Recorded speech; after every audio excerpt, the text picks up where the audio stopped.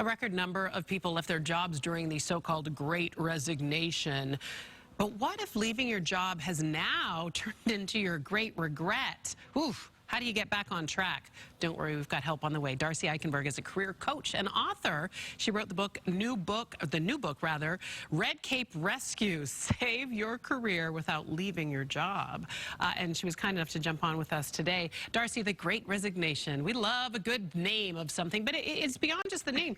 It has happened, like we said, in droves. People have left their job. But now many are probably saying reality has changed again. I actually miss my job.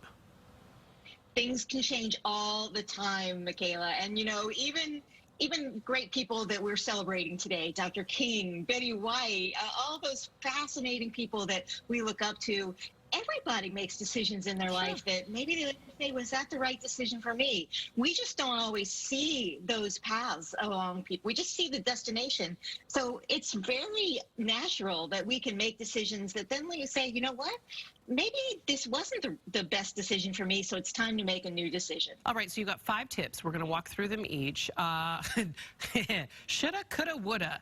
That's probably what's going through your head, but you're saying don't dwell on where you're sitting right now.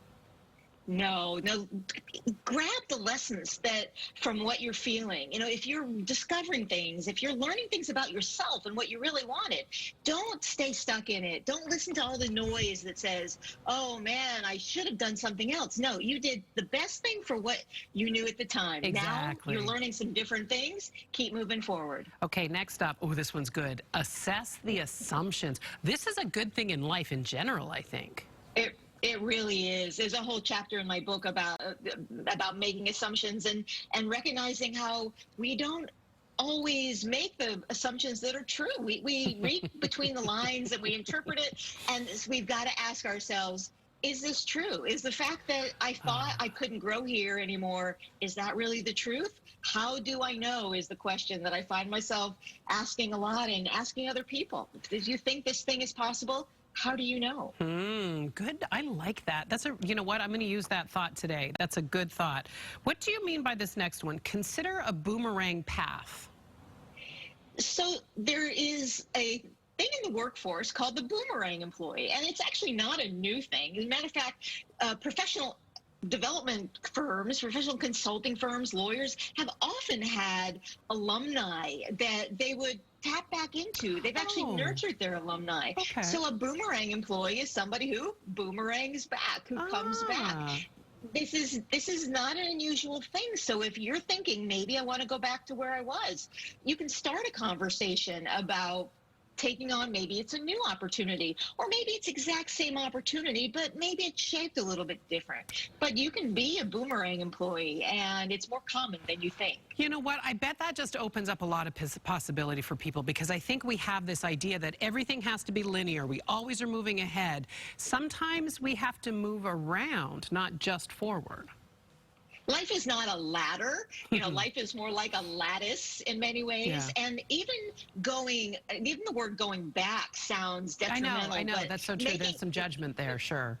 Yeah, okay, right. Making judgments isn't good. This next one, reframe regret into experience. I think this is key.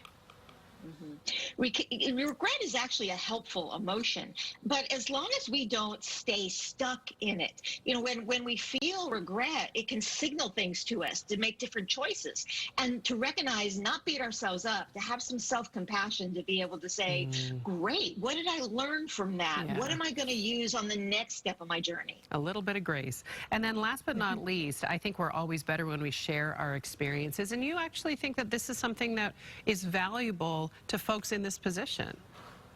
I think that we keep too much of our career journeys to ourselves. We want to be perfect. We want to make the right decisions. But we need to talk more about what it is that's happening, the choices we're making. And you never know how what you do is going to help somebody else. Somebody out there needs to hear from you. So don't keep it quiet. It's so true. You can do some parallel mentoring with other people in the same boat. We're in a very unique position in a very unique time in our world, and not all of it is devastating. think some of it is just allowing us to have some growth. Darcy, look out, girl. I'm going to call you again. I like this conversation. Career coach and author of the book, Red Cape Rescue, Save Your Career Without Leaving Your Job. You can find it at bookstores everywhere. Thank you so much, Ms. Eikenberg, for being here today. We appreciate it. Thanks so much. Okay, you take care. 7:52.